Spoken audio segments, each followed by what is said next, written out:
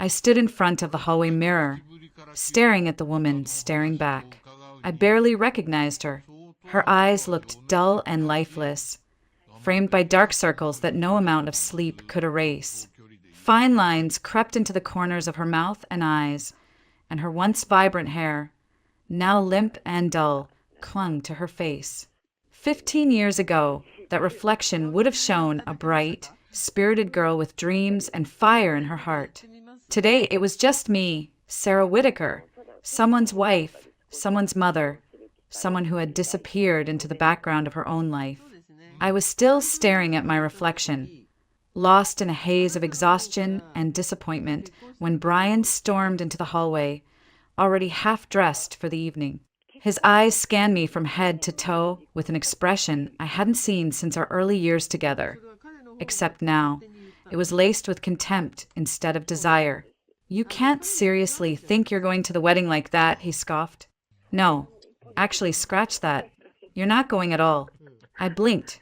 "What?" "You heard me."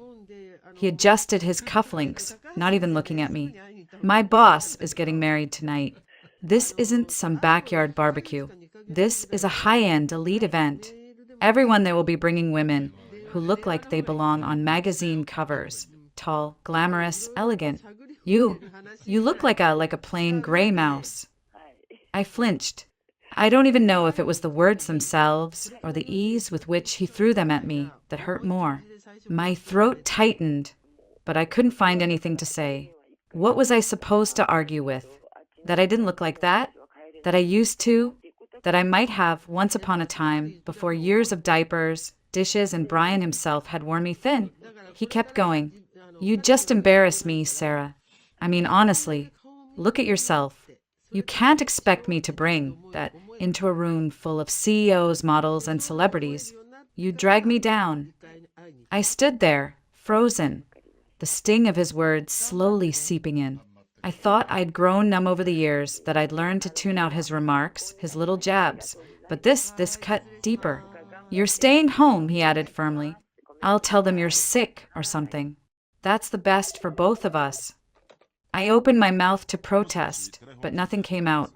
Not because I agreed, but because I didn't know how to fight anymore. I had spent the last 15 years cleaning up after him, cooking his meals, ironing his shirts late into the night while the rest of the house slept. I hadn't bought a new dress in years. I couldn't remember the last time I'd even had time to brush my hair without being interrupted by a screaming child or a boiling pot. What would be the point of explaining that to him? He wouldn't care. He never had. To him, what I did was expected. Routine. Meaningless. I wasn't working a real job. I was just home. And being home meant I was invisible, until he wanted someone to blame or scorn or look down on. He disappeared into his office, slamming the door behind him. I was left alone in the hallway, surrounded by silence and the faint ticking of the old wall clock. My body felt heavy, like gravity had doubled its grip on me. I lowered myself onto the edge of the couch and finally let the tears fall. Not loud, not dramatic, just quiet, steady streaks of pain and shame. But the worst part wasn't what Brian said. It was that somewhere, deep down, I had started to believe he was right. I didn't cry because of what Brian had said. I cried because somewhere along the way, I had let him be right. I had let myself become invisible, so much so that even I had stopped seeing myself. That night, after the door closed behind him, I sat in the silence, holding that truth like a stone in my chest. I hadn't just been humiliated by my husband. I had betrayed the girl I used to be. The next morning came like any other. I made breakfast, packed lunches, reminded the kids to grab their backpacks. Brian sat at the kitchen table scrolling through his phone like nothing had happened. I wanted to say something, to ask him if he really meant what he said, but the words got caught in my throat. Maybe I wasn't ready yet. The days that followed were thick with tension. We barely spoke, only what was necessary to keep the household running. I tried, once, twice, to bring it up again. I told him that I was his wife, that I had every right to go with him to the wedding, that it wasn't about appearances, it was about respect. But each time I tried, he shut me down with a look or a snort or worse, silence. "You're not going," he said finally one evening, not even looking up from his laptop. "Stop bringing it up. I already told them you're sick. That's that." I almost gave in. I almost let it go. But one night, a few days before the wedding, I walked past my daughter's room. Vera was sitting on the floor, gently fixing a tiny dress onto her favorite doll. She hummed softly to herself, carefully brushing its hair before tucking it into a toy bed. I stood there in the hallway, unnoticed, and something about that moment struck me in a way I hadn't expected. What was I teaching her? What was I showing her every time I stayed quiet? Every time I let her father diminish me? That it was okay to be treated like this? That silence was strength? That shrinking was love? The thoughts burned like fire in my chest. I couldn't let her grow up thinking this was normal. I couldn't let my daughter become a woman who thought love looked like control, like contempt. That night, I didn't sleep much. I stared at the ceiling, rehearsing what I would say, trying to hold onto the strength that had begun to flicker inside me. By morning, it wasn't just flickering, it was steady. Small but steady. When Brian came down to the kitchen, I waited until the kids had left for school. Then I stood in front of him, met his eyes, and said it as calmly as I could. "I'm going to that wedding, Brian." He looked up, already frowning. "We've been over this. You're not invited. I'm your wife." "I don't need an invitation," I replied. "And if you don't take me, I'll go myself. I'll show up alone, and I'll tell everyone exactly why I had to." His expression changed instantly, surprise flashing into anger. He wasn't used to this version of me, the one who stood tall, the one who didn't flinch. "You wouldn't dare," he hissed. "I would," I said, my voice firm. "Try me." For the first time in a very long time, I saw something other than indifference in his eyes. I saw fear.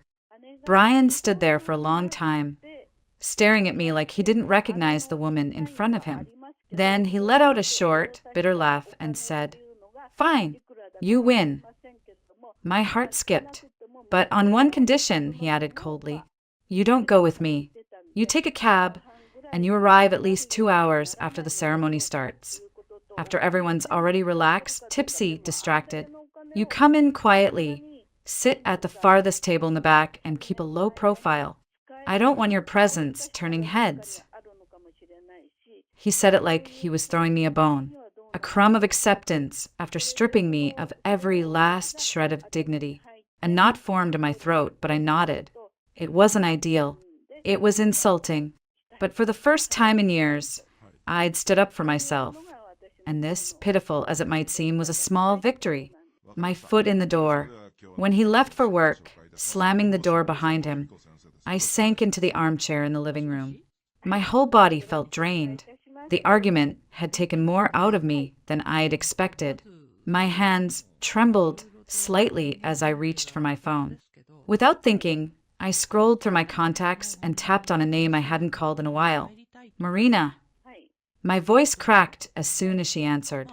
"Sarah, what's wrong?" She could tell immediately. I didn't even have to explain. That's the kind of friend she was. I broke down, told her everything. The insult, the wedding, the so-called condition. I could hear her breathing shift, growing heavier with each word. "Don't move," she said, her voice low and firm. "We're coming over." "We?" I asked. "Svetlana's with me. Just wait." Svetlana, my other closest friend since high school. Bold, confident, always dressed like she walked straight out of a fashion spread. She worked as a buyer for a luxury boutique and had a sixth sense for style. The two of them had watched me fade for years, begging me to leave Brian, calling him a tyrant more times than I could count. And I had always defended him, made excuses, but not today. Less than 30 minutes later, the doorbell rang. I opened it to find Marina with a massive makeup case in one hand and Svetlana hauling several garment bags behind her.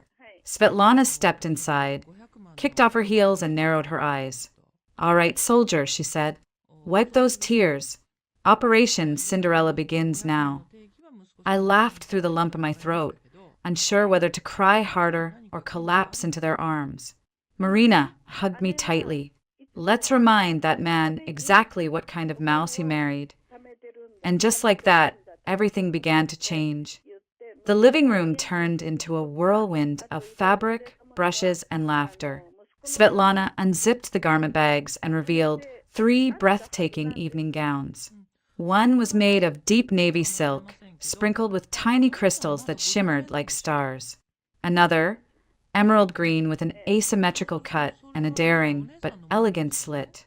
The last one, a blush pink creation, so delicate it looked like a cloud of rose petals.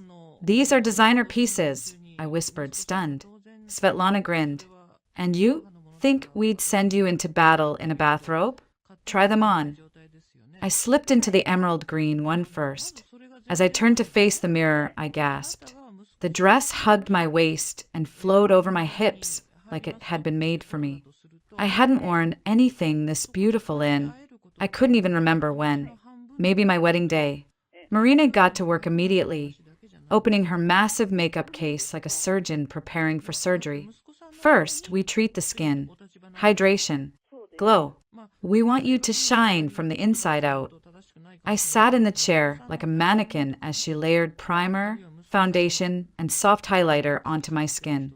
Her fingers moved quickly, expertly, brushing and blending. We'll go with a smoky eye, subtle, not dramatic, just enough to make your eyes look endless. And the lips, something berry-toned. Something bold but classic. I caught glimpses of myself as she worked, each stroke of color bringing a new piece of me back to life. Meanwhile, Svetlana rifled through boxes of shoes and accessories, finally holding up a pair of strappy heels and a matching clutch. These, she said, placing them beside me, belong on someone who knows her worth. Then came the hair. They washed it with some kind of gloss-enhancing shampoo and blow-dried it into soft, voluminous waves. No stiff updos, no overdone curls, just natural beauty, elevated. By the time they were done, I wasn't allowed to look in the mirror. Not yet, Marina said. We have one last step. They led me upstairs to the full-length mirror in my bedroom. I closed my eyes, heart racing. Okay, Svetlana said. Now. I opened them, and I froze. Staring back at me wasn't the exhausted mother of 2 who hadn't bought a new lipstick in years. It wasn't the woman who had begged her husband for scraps of affection. It was me, the me I thought I'd lost, but brighter, stronger, radiating something I hadn't felt in so long, power, confidence, beauty. My eyes shimmered beneath the smoky tones. My skin glowed. The gown fit like second skin. The heels made me stand taller, not just physically, but emotionally. I looked like I belonged in that world Brian was so desperate to keep me out of. Mom, a small voice said behind me. I turned. My son, Fedor, stood in the doorway, eyes wide, holding his toy truck loosely at his side. You look like a princess, he said in awe. Something inside me broke and healed all at once. I knelt down, kissed his forehead, and whispered, "Thank you, sweetheart." As I walked down the stairs and out the door that evening, I wasn't just heading to a wedding. I was stepping into a version of myself I hadn't known I still had. I wasn't afraid anymore. The car pulled up just outside the gates of the country club, its polished stone entrance glowing under a sea of string lights and soft chandeliers. I had asked the driver to stop a little farther down the road. It was part of the deal, after all. Brian's humiliating condition. Arrive late, keep a low profile, don't draw attention. He wanted me to sneak in like a shameful secret, but I had no intention of sneaking. I stepped out of the car, heels clicking steadily against the stone path. The cool air kissed my skin through the silk of the emerald dress, but instead of shivering, I welcomed it. It kept me alert, grounded. As I approached the grand entrance, 2 security guards turned to glance at me. One straightened, the other blinked twice. I caught a glimpse of myself in the mirrored door, tall, composed, every strand of hair perfectly in place, makeup untouched, gaze steady.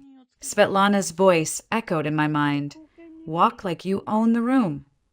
The moment I crossed the threshold into the ballroom, it felt as if someone had turned the volume down.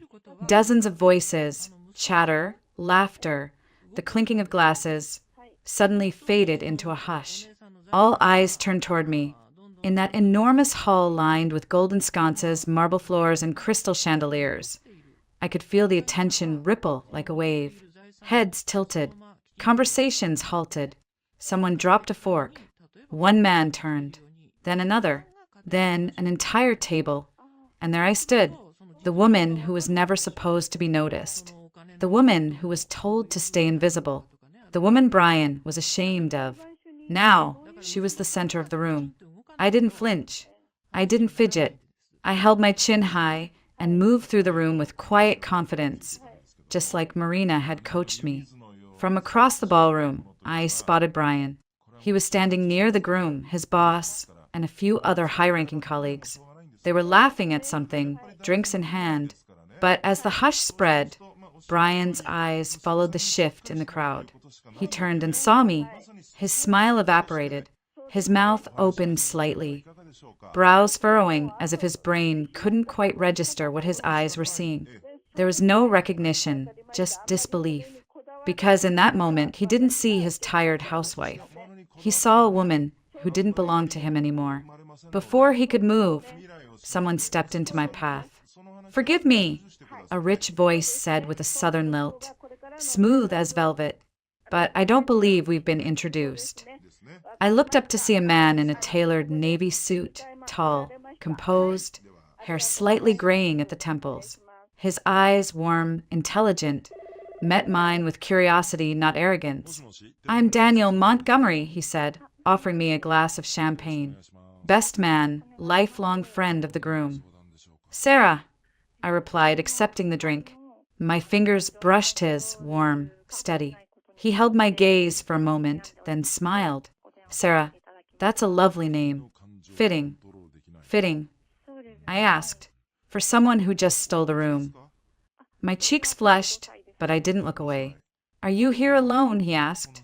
"My husband's here," I said, nodding toward the far end of the room where Brian now stood frozen, watching us with a darkening expression. Daniel followed my gaze, his smile faltering for just a second. "Well," he said, lifting his glass, "if he's not by your side, he's either very foolish or very brave." I didn't answer. I just sipped the champagne and smiled. Daniel didn't leave my side. We drifted between conversations, and every time someone tried to pull him away, he gently redirected back to me. But he wasn't clinging or performative. He was simply present, completely. He asked about my interests, not my husband. About my favorite movies, books, whether I liked museums. I told him I used to paint, still lives, mostly, though I hadn't touched a brush in years. "That's a shame," he said, leaning in just enough for me to catch his cologne. Subtle, expensive, comforting. "You look like someone who sees beauty in things others overlook." No one had said something like that to me in, I didn't know how long. Then the music shifted. The lights dimmed slightly, and the band began playing a soft, lilting waltz, something timeless and slow. Daniel turned toward me, extended his hand with a slight bow. "May I?" I hesitated. For a heartbeat, I glanced across the room. Brian stood like a statue, arms crossed over his chest, his jaw clenched so tight I could see the muscles twitching beneath his skin. "Good." I placed my hand in Daniel's, and he led me onto the dance floor. His hand settled lightly at my waist, the other clasping mine, and for the first time in what felt like decades, I allowed myself to let go, to lean into someone's arms and just breathe. The music moved through us, and so did something else, something warm and thrilling and terrifying. We weren't the only ones watching. People whispered. Some smiled. I heard a few chuckles from Brian's circle of colleagues. "Brian's been hiding her all this time. She's stunning. Man's got a real queen at home." Brian's ears turned crimson. And I didn't care. For those few minutes on the dance floor, I wasn't a mother. I wasn't a housewife. I wasn't someone's burden or embarrassment. I was just a woman, a beautiful woman. When the music ended, the applause rippled through the room.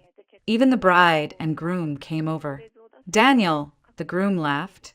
You always find the most beautiful woman in the room. He turned to me. Sarah, you were radiant. I smiled politely, but before I could respond, Brian appeared beside me. His smile was tight, his hand grabbing my arm just above the elbow. Thanks, he said, voice flat. We're heading home now. He didn't wait for an answer, just started pulling me toward the exit. I waved a soft goodbye to Daniel. His eyes stayed on mine, steady and reassuring, as I disappeared into the night. The ride home was silent. Brian gripped the steering wheel so tightly I could hear the leather creaking. I stared out the window, watching the city lights blur past, my heartbeat still caught somewhere between euphoria and dread. The moment we stepped into the house, it exploded. What the hell was that? He spat, slamming the door shut. You embarrassed me, throwing yourself at some rich jerk like a desperate. I didn't throw myself at anyone, I said calmly. He asked me to dance. He had his hands all over you. No, I replied, my voice low but unshaken. He had his hand on my waist, just like every other couple dancing. You looked ridiculous, he barked, stepping closer. Like some overdone, say it, I challenged. Say what you really want to say. His eyes narrowed, and then his fingers dug into my arm hard. You think a dress and some makeup change what you are? You're still nothing, Sarah. Just a gray mouse in a prettier box. Something inside me snapped. I wrenched my arm free, and for the first time in 15 years, I looked him straight in the eyes and didn't flinch. No, Brian, I said coldly. I'm not the one who's nothing. You are. The next morning, I woke with a dull ache in my arm where Brian had grabbed me. There was a faint red mark, not quite a bruise, but it lingered like a stain. I sat on the edge of the bed in my robe, staring at the vanity across the room. The makeup had long since been washed away, the dress folded back into its garment bag. But the woman who had looked in the mirror last night, she still lingered somewhere beneath my skin. As I reached for my clutch to get my phone, something small and stiff slid out from the side pocket. A card. I picked it up and stared at the embossed lettering.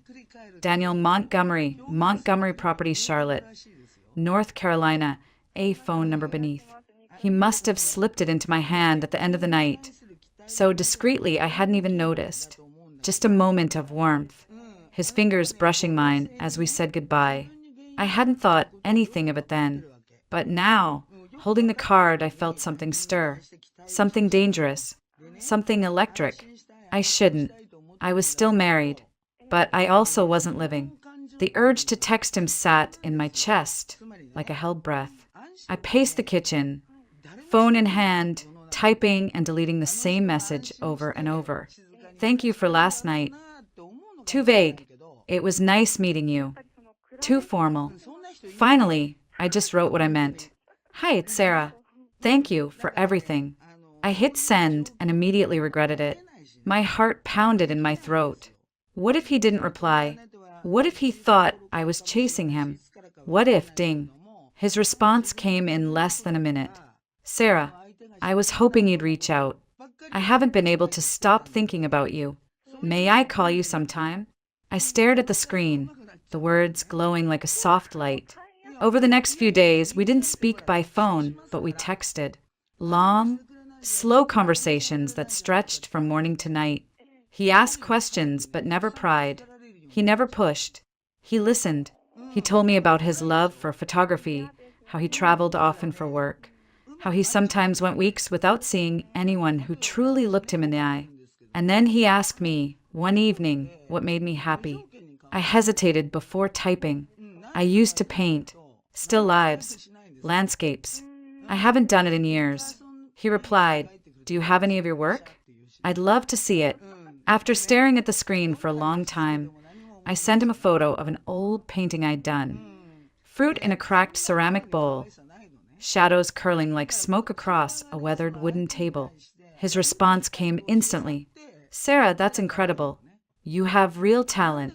You can't let it die. You should paint again. For yourself, not for anyone else. I felt something shift in me. The way he saw me, really saw me, was like being watered after years of drought. He didn't want anything from me. He didn't pity me. He just believed I could be more. And slowly, I started to believe it too. The decision didn't come in a single moment. It came quietly like a tide rolling in. A slow accumulation of nights I spent texting Daniel, mornings waking up next to a man who didn't see me, afternoons when the silence in the house was heavier than the noise ever had been. One evening, I waited for Brian to come home from work. I sat in the living room, the kids already at my sister's for the night. I wore no makeup, no special dress, just jeans and a soft sweater. Nothing about me screamed rebellion, except my resolve. He stepped inside, loosened his tie, and barely looked at me before heading to the kitchen. Brian, I said calmly. He turned. I'm filing for divorce. He laughed, actually laughed, loud and sharp, like I had just told a joke. You, he scoffed. And go where, Sarah? With what money? Who's going to take care of you? That guy from the wedding. I didn't answer. You really think he wants you? A woman with 2 kids and baggage? Please, he'll get bored in a month, and you'll come crawling back. Even if that happens, I said quietly, I'd still rather be alone than here. His smile faded. I stood up and walked past him, not even looking back. The next day, I called Marina. Within 20 minutes, she and Svetlana were at my door. Trunk open, boxes ready, no questions asked. We packed quickly. Essentials only. Clothes. Art supplies I hadn't touched in years. A photo album. Vera's favorite stuffed bear. Fedor sketchpad. They didn't cry. They didn't ask why. Somehow, even at their young age, they knew. We left before Brian came home. For the first time in 15 years, I shut the door behind me, and it felt like I was locking a cell from the outside. Daniel was patient. He didn't push me to move in with him. He understood I needed space, time healing, but he supported me in every way that mattered. He hired a top divorce attorney, someone fierce and unshakable, who helped me file properly, secure child support, and protect our assets. Brian tried to fight, of course. Threats, insults, manipulation. But the lawyer shut him down at every turn. I never had to speak to him directly again. Daniel helped me find a small apartment near the kids' school. Nothing fancy, but clean, warm, safe. He bought Vera a reading nook filled with her favorite books. He took Fedor to soccer practice on weekends. Not to replace their father, but simply to show up, consistently. Meanwhile, I, Sarah Whitaker, the gray mouse, signed up for night classes in graphic design. I was terrified, but I showed up. Every evening, after tucking the kids in, I studied. I watched tutorials. I drew again. I designed flyers, mock-ups, color palettes. It felt like remembering how to breathe. One of my instructors pulled me aside one day and said, "You've got something rare." And a voice. "Don't waste it." Those words stayed with me. A few months later, I landed a junior design position at a boutique agency in Uptown Charlotte. Small team, big dreams. They welcomed me like I belonged there, like I had something to offer, because I did. My life was no longer built around surviving Brian's moods. It was built around becoming me again. And this time, I wasn't doing it alone. It didn't happen with a grand gesture or fireworks. Daniel didn't rent out a restaurant or fly me somewhere exotic. One evening, we were having dinner at a small lakeside cafe just outside Charlotte. The kids were there, laughing over their desserts. The sun was setting in warm tones across the water, and everything felt soft. Safe. He reached across the table and took my hand, his thumb brushing over my knuckles. "I love you," he said simply. "I've loved you since the moment you walked into that ballroom, wearing that green dress and changing the temperature of the entire room." I smiled, already misty-eyed. I love your children like they're mine. And I love the way you see the world. I want to spend the rest of my life seeing it with you. Then he pulled out a small velvet box, not flashy, not dramatic, and inside was the most delicate ring I'd ever seen. Simple, elegant, thoughtful, just like him. Sarah Whitaker, will you marry me? I didn't even need to think. I whispered, yes, as the kids cheered and wrapped their arms around us. A few months later, we moved into a house we picked together, a charming craftsman-style home tucked into a quiet neighborhood filled with oak trees and flower beds. It had a wraparound porch, a big kitchen, and most importantly, an upstairs room with floor-to-ceiling windows. It became my studio.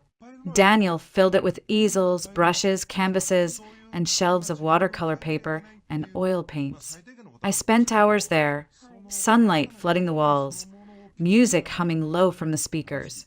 I painted again, for real this time, not just to remember who I was, but to create who I was becoming. The kids thrived. Fedor joined a local art club. Vera started ballet. Our home was filled with music, messy dinners, half-finished puzzles, and love. So much love. It spilled out of every doorway. Brian, meanwhile, unraveled. He tried to maintain the image for a while, showing up to work with his polished shoes and stiff collar, telling people he was better off, that I had run away with some rich guy. But the truth caught up. His co-workers heard the full story. His boss, the same man whose wedding we had attended, eventually sat him down and said, I thought you were a decent man. Turns out, you just didn't deserve the woman you had. Brian lost his job a few months later, not because of me, but because the foundation of his life, the one I had quietly maintained, was gone.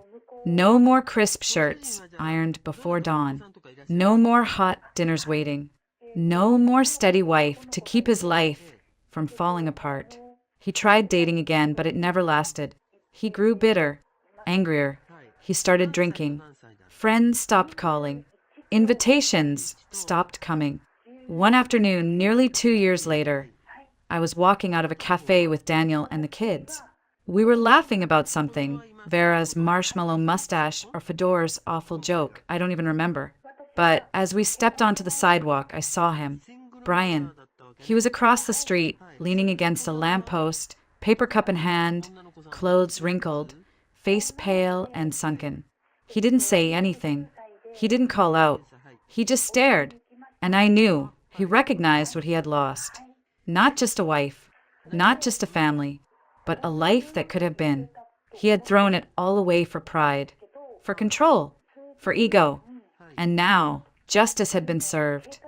Not by vengeance, not by courtroom drama, but by life itself. He stood alone on that sidewalk, watching the family he could have had disappear around the corner, into a future he would never be part of. And me? I never looked back.